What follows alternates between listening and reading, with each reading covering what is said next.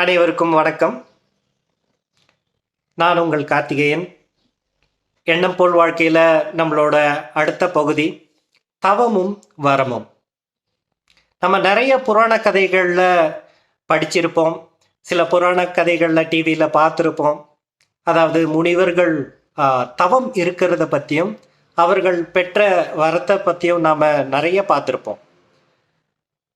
கண்டிப்பாக இது நடந்திருக்கும் அப்படின்றத அத்தனை பேரும் நம்பியிருப்போம். ஆனால் அதே தவத்தை நாம் செய்யறதுக்கு இப்போ தயங்குறோம். ஒன்றும் இல்லை, எண்ணம் போல் வாழ்க்கை.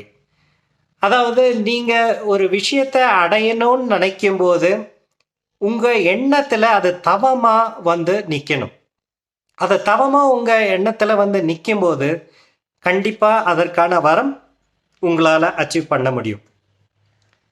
சரி, இந்த தவத்தை நல்லா ஸ்ட்ராங் பண்ணுறதுக்கு இப்போ என்ன பண்ணுறது?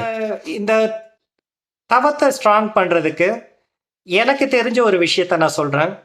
நீங்கள் ஒரு விஷயத்தை அடையணும்னு நினைக்கிறத ஃபஸ்ட்டு ஒரு பேப்பர் எடுத்து எழுதி வைங்க. அந்த எழுதி வச்ச அந்த விஷயத்தை நீங்கள் ஒவ்வொரு நாளும் திரும்ப திரும்ப பார்த்துக்கிட்டே இருங்க. நீங்கள் திரும்ப திரும்ப பார்க்கும்போது அதற்கான நம்பிக்கை உங்களுக்குள்ள உருவாகும். அதை பற்றின நினைப்புகள் உங்களுக்கு ஜாஸ்தி, எண்ணங்கள் வந்து உங்களுக்கு ஸ்ட்ராங் ஆகும். அதுக்கப்புறம் என்ன ஆகும்னா ஒரு அதிசயமாக அந்த விஷயம் வந்து உங்களுக்கு கிடைக்கும். சரி, பெரிய ஒரு விஷயத்த நினச்சி நாம் அது மேலே டவுட் வைக்கிறதுக்கு பதிலாக நம்ம இப்போ என்ன செய்யலாம் அப்படின்னா, சின்ன சின்ன விஷயங்களை நாம் நினச்சி அதை அடைய ட்ரை பண்ணுங்க.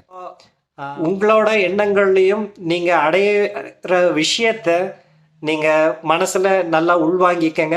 கண்டிப்பாக அந்த விஷயம் சக்ஸஸ்ஃபுல்லாக முடியும். நன்றி. எண்ணம் போல் வாழ்க்கை.